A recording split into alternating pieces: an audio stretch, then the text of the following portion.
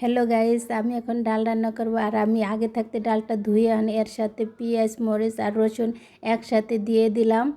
আর এই পর্যায়ে আমি এই ডালটাকে আমি তেলের ভিতরে দেব। এই যে আমি তেলের ভিতরে দিয়ে দিয়েছি।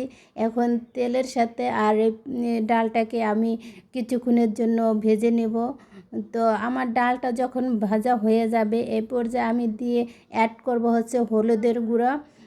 হলুদের গুঁড়া দিয়ে আমি আবার ডালটাকে ভালোভাবে নেড়ে চেড়ে নিতেছি, কারণ হলুদের যে কাঁচা ঘ্রাণটা ওইটা জানি না লাগে।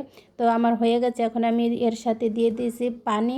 তো পানিটা মানে ভাব যে অল্প দিতে হয়, কারণ এই যে পাট শাকের ডালে পানি বেশি লাগে না। ডালটা সিদ্ধ হতে যতটুকু প্রয়োজন ততটুকুই পানি লাগে। তো আমি কিছুক্ষণের জন্য রেখে দিয়েছি। তো এ পর্যায়ে দেখেন আমার ডালটা সিদ্ধ হয়ে গেছে। দেখেন কতটুকু মানে কত সুন্দর আমার ডালটা সিদ্ধ হয়েছে। এই যে আর এই যে হচ্ছে আমার পাট শাক আমি আগে থাকতে ধুয়ে রেখেছি, আর এই পাট শাক আমি ডালের ভিতরে দিয়ে দিলাম।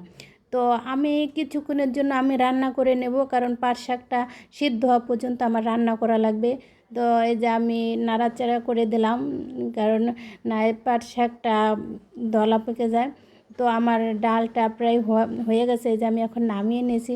তো আমার রেসিপিটা তোমাদের কেমন লাগলো? ভালো লাগলে বেশি বেশি করে লাইক কমেন্ট ও শেয়ার করে দেবে। আর তোমাদের একটু ভালোবাসা পাইলে আমি এরকম আরও সুন্দর সুন্দর ভিডিও বানাইতে পারবো, আর তোমাদের উৎসাহ পাইলে।